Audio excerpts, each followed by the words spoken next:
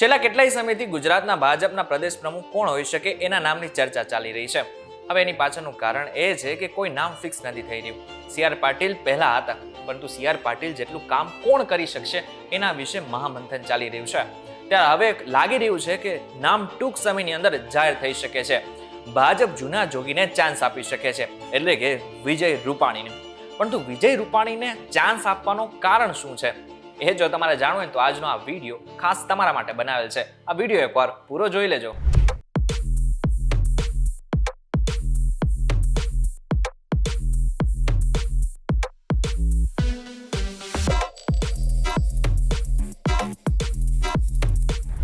Welcome back focus VTV ગુજરાતી.com પર તમારું સ્વાગત છે. તમે જોઈ રહ્યા છો ડેલી ડોઝ અને હું છું આપનો દોસ્ત કરણ ચડોતરા.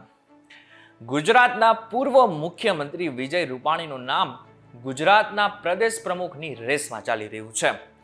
સરકાર, સંગઠન અને સંઘનો જેને અનુભવ છે એવા વિજય રૂપાણીને કેન્દ્ર તરફથી અલગ અલગ જવાબદારી સોંપાઈ રહી છે. હવે જ્યારે તેઓ ગુજરાતના મુખ્યમંત્રી હતા ત્યારે તો એમની ઉપર મોટી મોટી જવાબદારી હતી, પરંતુ અધવચ્ચે જ એમને ઉતારી દેવામાં આવ્યા હતા.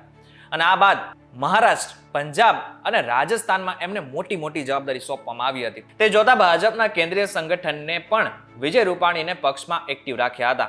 પૂર્વ મુખ્યમંત્રી વિજય રૂપાણી હાલ પંજાબના પ્રભારી છે. આ ઉપરાંત મહારાષ્ટ્રની ચૂંટણી ભાજપના વિજય બાદ ભાજપના ધારાસભ્ય દળની બેઠક માટે નિરીક્ષકની ભૂમિકા ભજવી ચૂક્યા છે. આની પહેલા હું બોલ્યો કે અધવચ્ચે જ ગુજરાતના મુખ્યમંત્રી વિજય રૂપાણીને ઉતારી દેવામાં આવ્યા હતા. હવે એની પાછળનું કારણ એ પણ એક હતું કે વિજય રૂપાણીને સી.આર. પાટીલ સાથે બનતું નહોતું. હવે સી.આર. પાટીલને પોતાના જ સંગઠન સાથે વાંધો હોય ત્યારે પ્રશ્ન થતો જ હતો કે એકચ્યુઅલમાં તો આગળ જઈને કોઈ મોટી આફત આવી શકે છે. એટલા માટે થઈને આગળ જઈને વિજય રૂપાણીને મુખ્યમંત્રી પદથી રાજીનામું આપી દેવું પડ્યું હતું. અને ના માત્ર વિજય રૂપાણીને મુખ્યમંત્રી તરીકે રાજીનામું આપવું પડ્યું હતું, પરંતુ એની સાથે સાથે એમની આખી સરકાર ભાંગી નાખી હતી. એટલે એમ કહેવાય છે કે સરકાર ગઈ એમાં એકલા રૂપાણી જવાબદાર નહોતા અને પક્ષના આદેશને માન્ય રાખી રૂપાણીએ રાજીનામું પણ આપી દીધું હતું. હવે ફરી એ વખત પ્રદેશ અધ્યક્ષની ભૂમિકામાં વિજય રૂપાણી આવે તો નવાઈ નહીં. હવે એ વાત કરી લે કે જેને જ કારણે એવું લાગી રહ્યું છે કે આગળના સમયમાં વિજય રૂપાણીને ભાજપના પ્રદેશ પ્રમુખ બનાવી શકે છે.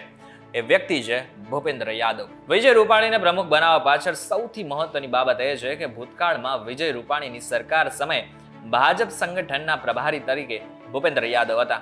સરકાર અને સંગઠન વચ્ચે સંકલન કરવા માટે ભૂપેન્દ્ર યાદવ અને વિજય રૂપાણી સાથે અનેક વાર બેઠકો પણ થઈ. તે જોતા ભૂપેન્દ્ર યાદવ પણ રૂપાણીની રાજકીય કામગીરીથી સંપૂર્ણપણે વાકેફ છે. એટલા માટે તો લાગી રહ્યું છે કે ભૂપેન્દ્ર યાદવ જે છે એ ટૂંક સમયની અંદર જ ભાજપને કહી શકે છે કે વિજય રૂપાણીનું નામ એકચ્યુઅલમાં તો ભાજપના પ્રદેશ પ્રમુખની રેસમાં હોવું જોઈએ. હવે બધામાં વિજય રૂપાણી જો રાજકારણની વાત કરીએ તો સંઘના નાનામાં નાના સ્વયંસેવકની જવાબદારી એમને સોંપવામાં આવી હતી. પછી ધીરે ધીરે આગળ વધ્યા, નેતા બન્યા, ધારાસભ્ય બન્યા અને પછી મુખ્યમંત્રીનું પદ પણ એમને મળ્યું હતું. પરંતુ આ બધું જ એટલું સહેલું નહોતું.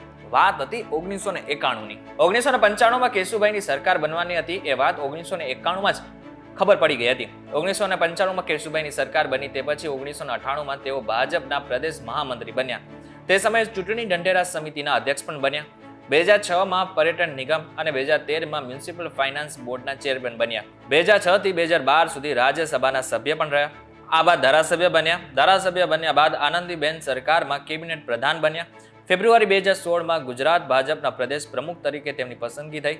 થોડા જ મહિના પછી તેમને મુખ્યમંત્રી બનવાની તક પણ મળી. ઇન શોર્ટ જો જોવા જાય તો વિજય રૂપાણીને નાનામાં નાના કાર્યકર્તાનો પણ અનુભવ છે અને મોટા લેવલના નેતાનો પણ અનુભવ છે. એ જોતા હવે ટૂંક સમયની અંદર જ એમનું નામ ફરી એકવાર ભાજપના પ્રદેશ પ્રમુખ તરીકે જોડાઈ જાય તો કોઈ નવાઈની વાત નહીં.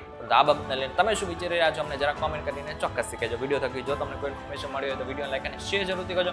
તથા આવા જ ઇન્ફોર્મેટિવ વિડીયોઝ માટે વીટીવી ગુજરાતી.com સાથે જોડાયેલા રહેજો.